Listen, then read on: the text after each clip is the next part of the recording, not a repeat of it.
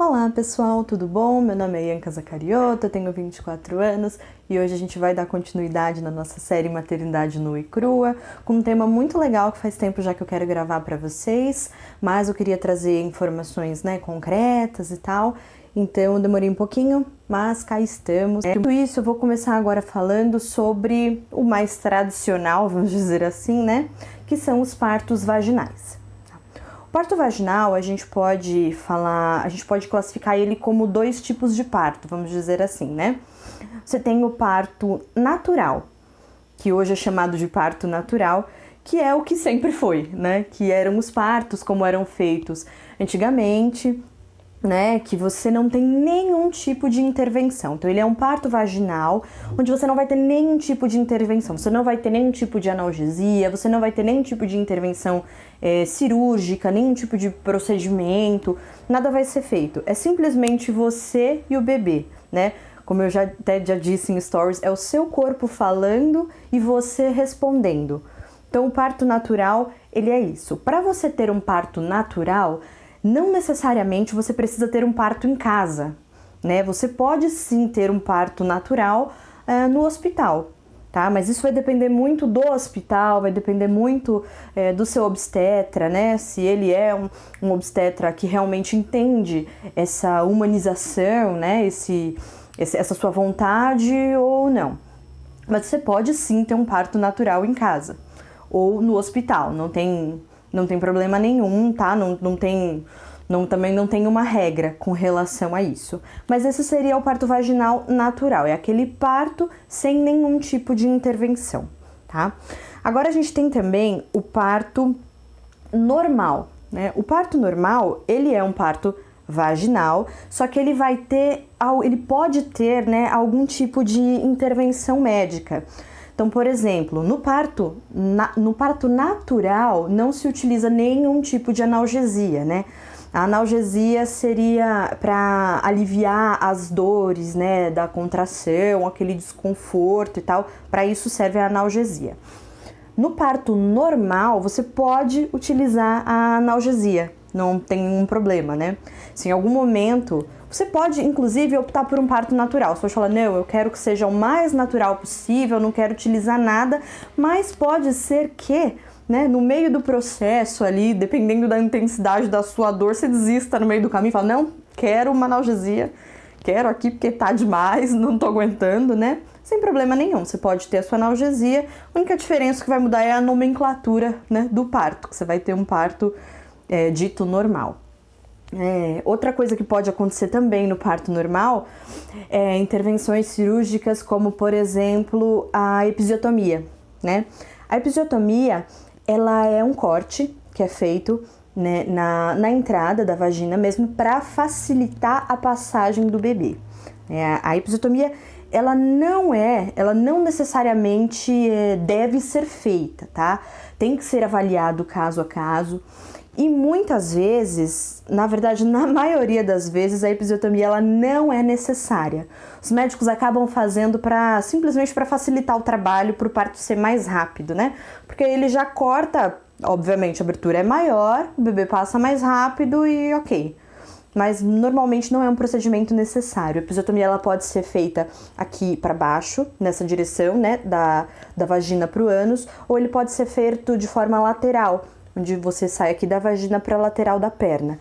Ele é um corte pequeno, Embora a gente tenha aí relatos de episiotomias maiores, Ele, no geral, ele é um cortezinho pequeno, é só para facilitar a passagem. Então, no parto normal, a episiotomia também ela pode acontecer, ela pode ser feita se necessário, Ele vai ser chamado aí de parto normal.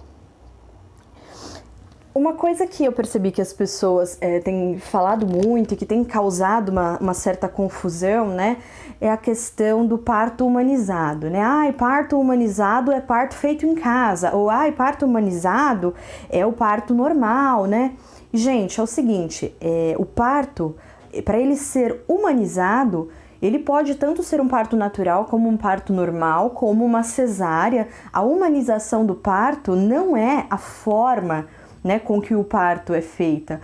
A humanização dele, ele é simplesmente na atenção, ele é no cuidado, tanto com a mãe quanto com o bebê. Isso é um parto humanizado. Você tem, por exemplo, cesáreas que são completamente humanizadas, né?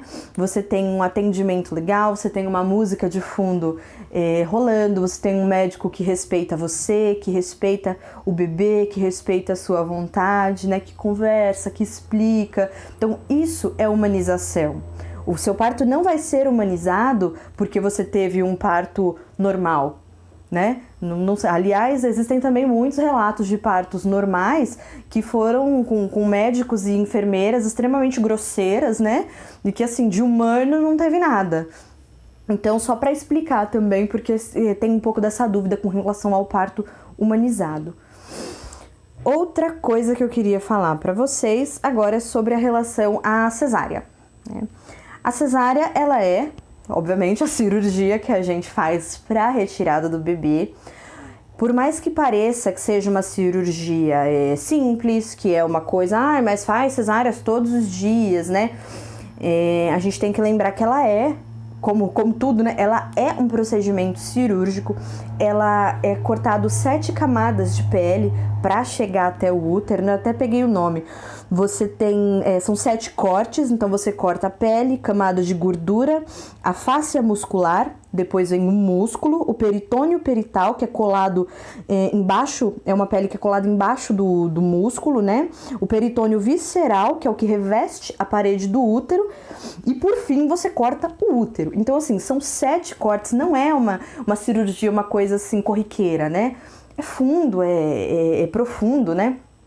Hoje também são feitas algumas cesáreas que para não ser tão agressiva, assim, para recuperação, não ser tão difícil, eles cortam só as primeiras 3 camadas e o resto eles vão abrindo com a mão.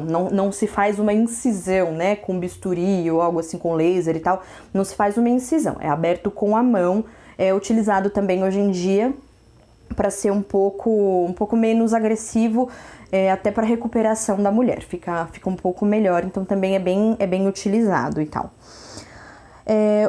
As anestesias que são usadas, né, obviamente não dá para você usar uma analgesia, porque a analgesia ela vai tirar a dor e o desconforto, ela não tira completamente a sensibilidade, né, vamos dizer assim. Então, tem que ser uma anestesia realmente para fazer a cesárea, né, a cesariana. É utilizado 2 tipos de anestesias. Você pode usar a raquianestesia, né? A vantagem da RAC é assim, normalmente é feito com RAC. A RAC ela tem um efeito imediato, né? Ela é aplicada entre 2 vértebras, né? Na coluna, aqui na região lombar, e ela tem um efeito imediato. Então, você aplica a RAC e já pode deitar a paciente e começar a preparação cirúrgica, né? Passar iodo, colocar sonda, esse processo que é feito na cesárea. Pode ser usada também a anestesia peridural.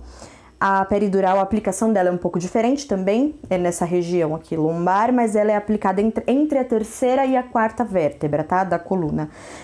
Só que ela demora em torno de uns 5 minutinhos para começar a fazer efeito. A única diferença é essa, né?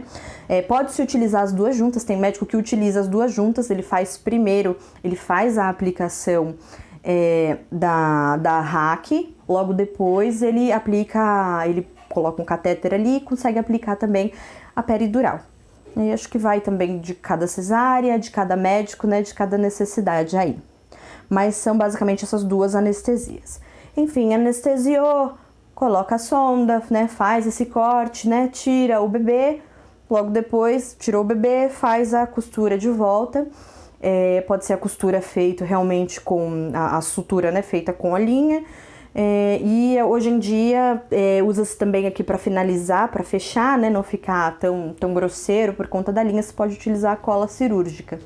Né, a minha cesárea foi utilizado cola cirúrgica e realmente o resultado é muito bom, é bem legal, fica bem retinho, fica bem bonitinho, foi ótimo, achei muito bacana. Existe também um tipo de parto, eu queria comentar aqui, eu deixei bem para o finalzinho, porque ele não é usual hoje em dia, graças a Deus, né? Na verdade, eu nem sei se hoje em dia se utiliza, tá? Até a informação onde eu sei não se utiliza mais, ainda bem, né? Que é o parto feito com fórceps. O fórceps, eu não sei se vocês já viram fórceps ou, né, se sabe como é que é. Ele é como se fosse uma pinça gigante, uma pinça bem grande, e ele é utilizado em partos em que realmente muitas vezes a mulher faz força e a criança não sai, né? Era utilizado. A mulher faz força, a criança ela sai e volta por N motivos, né? Então a criança ela começa a sair e ela volta, ela começa a sair e ela volta, e isso, a criança acaba entrando em sofrimento fetal, a mulher já vai ficando extremamente exausta, né, desse processo, e era utilizado fórceps. Então essa pinça, ela é encaixada bem ali no começo do canal vaginal, na cabeça do bebê, e quando a mulher faz força, o bebê é puxado pelo fórceps. Enfim, é traumático, é um processo traumático, acaba machucando a própria mulher, acaba machucando a cabeça do bebê. Então você tem relatos de bebês que têm a cabeça, né, que tiveram o crânio da cabeça amassados, um tanto quanto deformados, vamos dizer assim, por conta dessa força, dessa pinça do fórceps puxando. Então, que eu saiba, tá? Que eu saiba, não sou médica, não sou especialista, mas que eu saiba, hoje em dia não é mais realizado o parto com fórceps. Tá? Mas eu acho interessante avisar e comentar aqui vocês que o método existiu, né? Foi utilizado. Bom, enfim, comentários importantes aqui que eu tenho que falar no final do vídeo, né?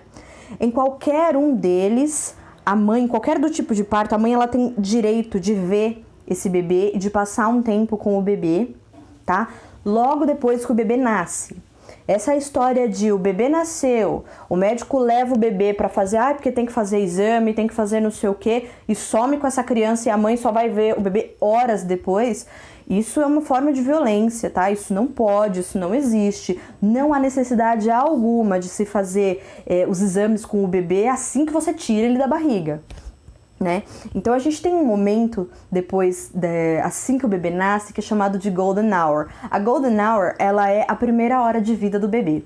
E essa primeira hora de vida é muito importante. Então é importante que assim que o bebê nasça, né? É claro que ali do lado tem uma balança, eles podem pesar e medir o bebê rapidinho e devolver para você.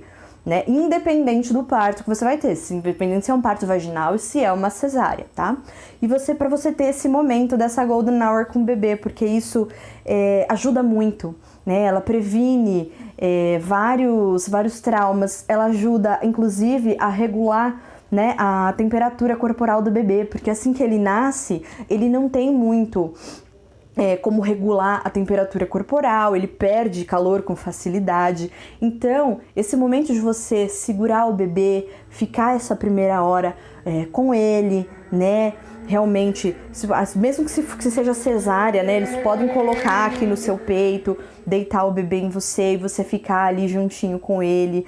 Ajuda na amamentação. O bebê, ele precisa, assim que ele sai da barriga, ele acabou de sair. É um mundo novo, é tudo novo. Ele precisa realmente sentir esse contato com a mãe, né? Ele precisa ficar perto da mãe, sentir a pele da mãe, sentir o cheiro. Então isso é muito importante, isso é um direito seu. Você conhecendo tudo isso, você conhecendo a Golden Hour, você pode inclusive brigar pelo seu direito se isso não for, né? Se isso não for, se isso não for concedido para você, ok? Tipos de parto e saberem os direitos de vocês, né? Para que vocês possam reivindicar esses direitos. Tá bom? Um beijo grande no coração de vocês, fiquem com Deus e até o próximo vídeo. Tchau, tchau!